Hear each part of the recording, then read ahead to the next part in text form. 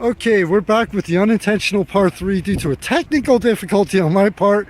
Namely, my memory card ran out of room and I fully admit the screw up. Okay, so back to the point of dealing with club owners. Well, see, I'm starting to realize something with that.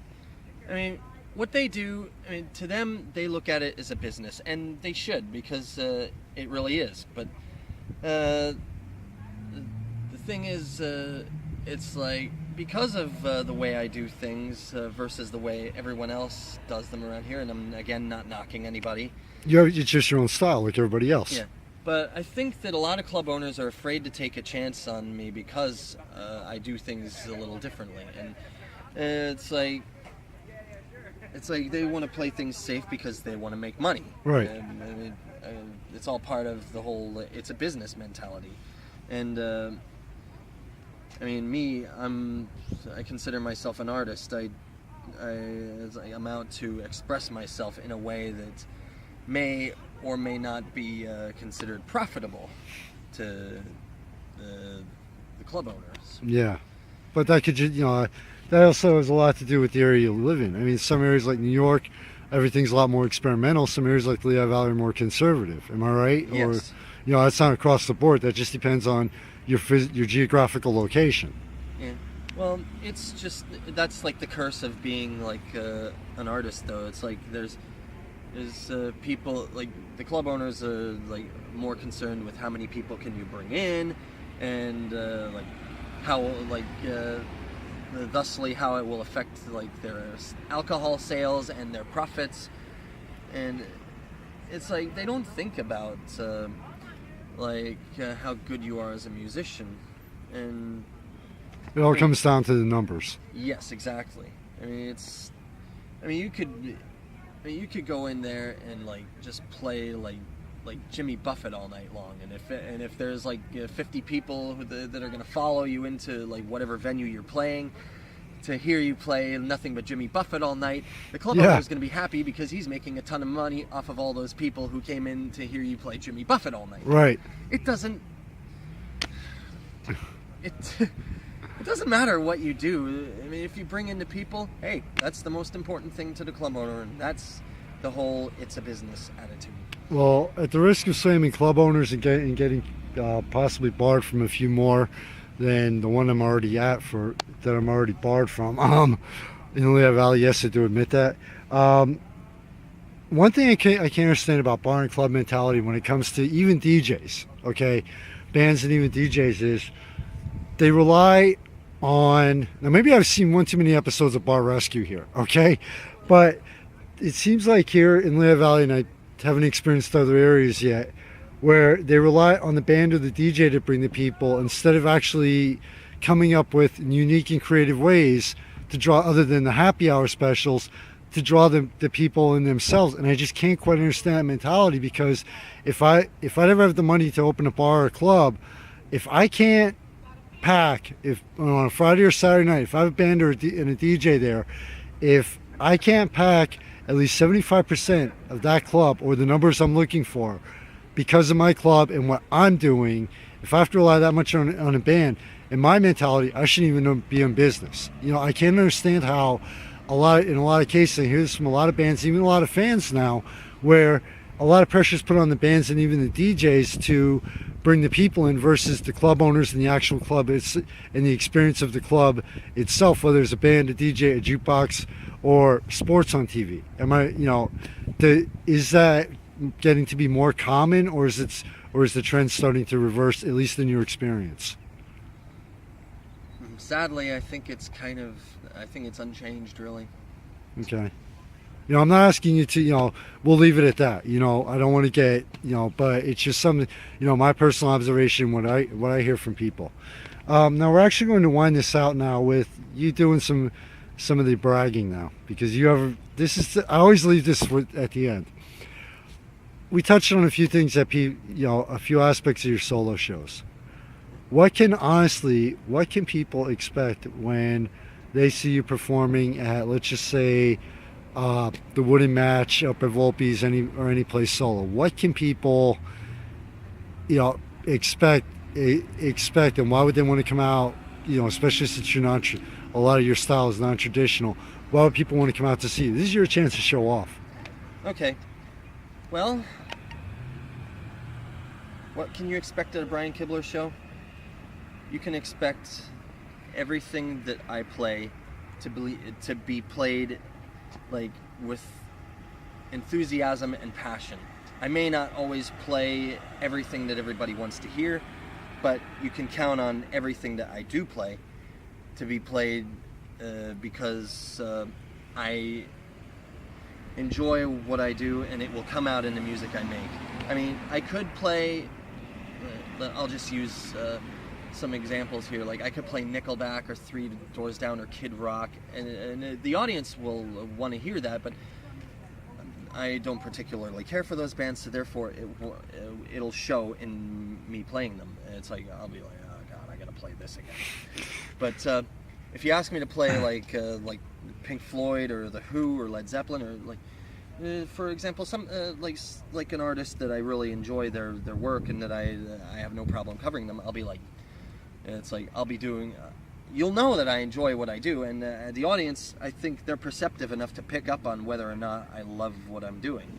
Yeah. And if I play the stuff I'm happy playing, I think the audience will pick up on that.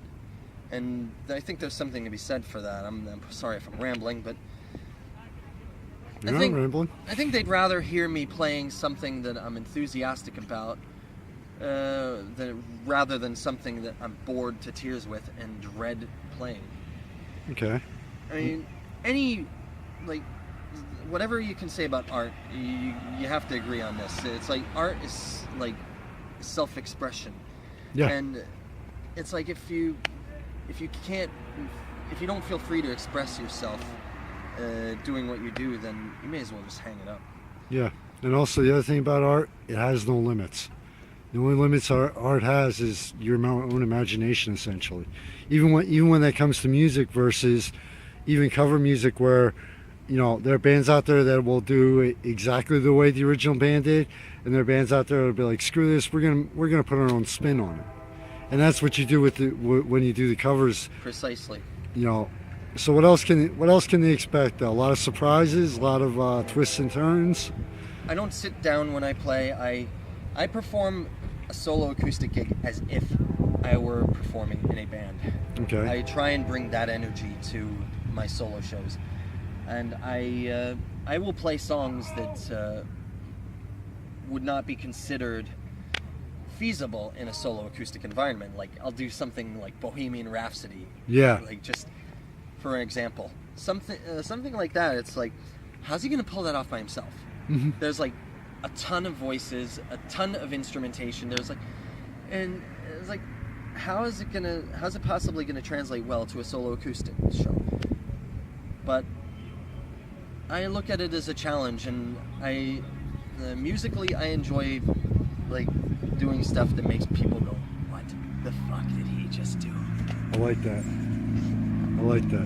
It's like, holy shit, I didn't know that was possible. So one final question. I always end this with all the artists, no matter what they do, whether it's they do visual art, whether authors, whatever. Advice to the musicians out there, whether they've been doing this thing, especially to people, whether they're like a kid, especially since you have great art schools like the Charter School for Arts in Bethlehem, School of Rock here in Allentown and Easton. No matter how old they are, advice to people, other musicians out there, and to people, somebody who's retired and they're in their 60s, yeah, I can remember I always wanted to learn how to play guitar, and even, I don't want to make money off it. I just want to get up on, even myself. One of my other the only other dream I've left in my life was since I've been a kid, where, I can't play an instrument, but I have the lyrics to a few songs. I want to find somebody to do the music. One time, even if my voice absolutely sucks, I know I don't have the voice for it, just one time to get up on stage, do it, and say, okay, at least I had the guts to try it. Advice to everybody out there. What advice would you give? This is actually the hardest question for some people. If you have something that is inside you that desperately needs to come out, by all means, take every chance you have. As long as it's legal. As long as it's legal, right? Yes. Yeah. even if you only get to do it once, don't miss an opportunity to express yourself freely and passionately. Okay. It's This like way you we- owe that to yourself. Even if you never get the chance again, you don't ever want to have regrets. You don't ever want to say, what if I had done that instead of, like, you know, I mean, don't ever give up on yourself. Don't ever give up on what you truly believe in, what you're passionate about. Because if you give up on that, you may as well give up on the rest of your life. Because I'm sorry to be so blunt, but to be truly passionate about something, it's what makes us alive. Mm-hmm. And we have to follow that with everything we've got. Okay.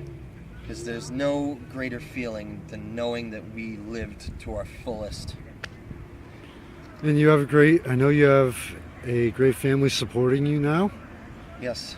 I finally had a chance to meet your other half in person today for the first time. So Yes. you do, and I think that's another important thing though, is the people that do support you, never forget about them. Exactly. I mean, I know through my own experiences, the frustrations, the times I wanted to give up, and the people that believe in me are the ones that's kept me going through the worst times. So that's also another, important aspect.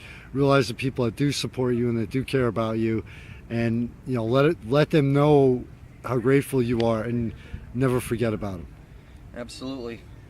And Eva is totally 100% supportive of my music. She loves what I do. She does whatever she can to promote me, to support me, to keep me on, like, keep me focused on it. Mm-hmm. I mean, she knows how important it is to me, and I love her to death for it. Eva, I love you. Thank you so much for supporting my music, my dream, my passion. I love the fact that you said that in the interview. Honestly, I love the fact that you did.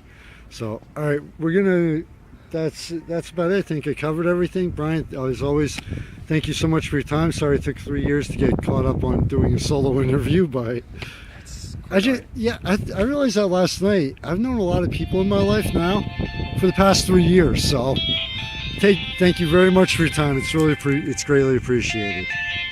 Thank you.